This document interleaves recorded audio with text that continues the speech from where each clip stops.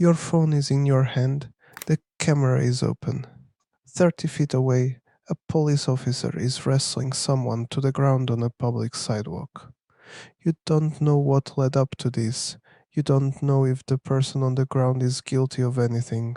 But you know what you're seeing looks important, looks like the kind of moment that needs a witness. So you press record, and within seconds the officer turns toward you and says something that will determine everything that happens next. Put the phone down. You're interfering with an arrest. Now you have a decision, and you have about 2 seconds to make it.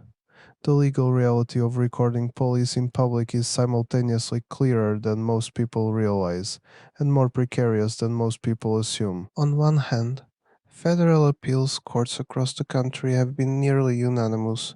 The First Amendment protects your right to film police officers performing their duties in public. On the other hand, that protection doesn't stop officers from arresting you anyway, doesn't automatically win your case, and comes with a set of boundaries that, if crossed, can turn a protected act into a criminal one. The foundational case in this area came out of Boston in 2011. Simon Glik was walking through the Boston Common when he saw three police officers arresting a young man on the ground. Glik pulled out his cell phone and started recording.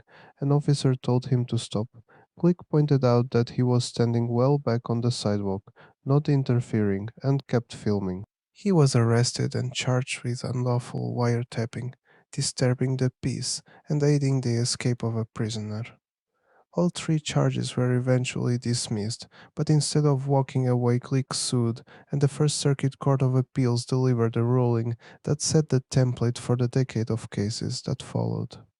The court's language in Glik v. Cunniffe is worth quoting because it captures the principle at the heart of this right: gathering information about government officials in a form that can readily be disseminated to others serves a cardinal First Amendment interest in protecting and promoting the free discussion of governmental affairs. Translation: filming the police is not just a hobby or a privacy concern, it's a core mechanism of democratic accountability. The court explicitly held that Glik had a clearly established constitutional right to record the officers, and that the arrest violated that right.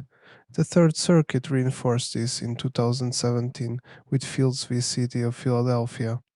Two separate plaintiffs, a bystander at a street protest and a passerby at a police encounter on the sidewalk, had their phones seized or damaged by Philadelphia police while recording. The court held unequivocally that photographing and filming police in public is protected by the First Amendment.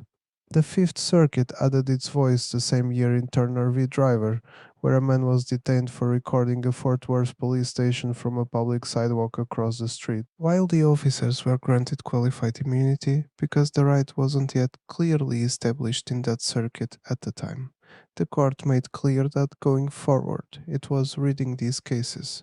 You might conclude the matter is settled, you can record, and any officer who stops you is violating the Constitution. That's the broad principle. But between the principle and the pavement is a lot of gray area, and honest people who don't understand the gray area can end up in handcuffs. The most important boundary is this: your right to record doesn't give you the right to interfere. Courts have drawn a line between passive observation, standing at a reasonable distance, holding a camera, saying nothing or very little, and active obstruction. If you step between an officer and a suspect, you're not recording, you're interfering. If you refuse a lawful order to step back from an active scene where officers are securing a perimeter, you can be charged with obstruction, even if your phone is recording the whole thing. If you're physically close enough that an officer has to think about you, while also trying to control a dangerous situation, you've crossed out of protected territory. The distinction sounds obvious in theory, but it gets slippery fast on the ground. What counts as a reasonable distance? There is no fixed number: 10 feet, 20 feet, 50 feet that works across every situation. What matters is whether your presence is genuinely impeding an officer's ability to do their job. The problem is that impeding is judged initially by the officer on the scene, not by a judge or a jury. If an officer says you're too close and you insist you're not, You're rolling the dice on whether a prosecutor and a court will agree with you or with the badge. Then there's the wiretapping trap. Many states have statutes that criminalize recording conversations without consent. In all party consent states, Massachusetts, Pennsylvania, Illinois, Washington, and a handful of others, the general rule is that everyone being recorded must agree. These laws were designed to protect private conversations from secret surveillance, not to shield police from accountability. But they've been invoked against citizens recording police, and until the Glik decision in the First Circuit explicitly rejected that application, it was a real threat. The legal reasoning that protects you here is that on duty police, performing their official duties in public, have no reasonable expectation of privacy. You're not secretly intercepting a private conversation. You're openly documenting a public official. But if you're in an all party consent state and you're recording surreptitiously, phone hidden, concealing what you're doing, the analysis becomes murkier, and the wiretap charge becomes harder to dismiss. Another distinction that matters is whether you're recording the police or recording the police station. Filming officers interacting with the public on the street is the strongest case for First Amendment protection. Filming the interior of a police station through a window or recording officers in non public areas invades a stronger government interest in security and privacy.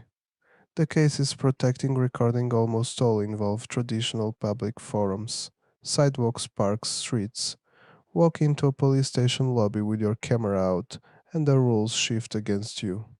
There is also a persistent myth worth addressing that you have to verbally announce your recording, or that officers have to consent. Neither is true. You don't need to tell police you're filming. You don't need their permission. The right to record exists independent of their awareness or approval. That said, there is a practical dimension to this. If an officer doesn't know they're being recorded and then suddenly realizes it, the reaction can be more volatile than if you're holding the phone openly from the start. Transparency about what you're doing is not a legal requirement, but it can be a de escalation tool. So, what should you actually do if you find yourself recording police and the encounter escalates? The advice that follows is not legal advice, nothing in a YouTube video can be, but it's drawn from the patterns that emerge across these cases. First, know your state's consent law. If you live in an all party consent state, keep your recording open and obvious. Don't hide your phone, don't pretend you're doing something else. Open recording in public of public officials is your strongest posture. Second, maintain distance. If an officer tells you to back up, back up. The right to record is not a right to stand wherever you want. Comply with lawful orders about your physical location while continuing to record. Moving back 10 feet doesn't forfeit your right, it preserves it while reducing the risk of an obstruction charge. Third, say as little as possible. The camera is already doing the work, interjecting yourself into the encounter, shouting at the officer, encouraging the person being arrested, arguing about the law, turns you from a documentarian into a participant. You have no obligation to explain the First Amendment to an officer on the scene. That's what lawyers and lawsuits are for later. Fourth, if you're told to stop recording, you can assert your right calmly and briefly.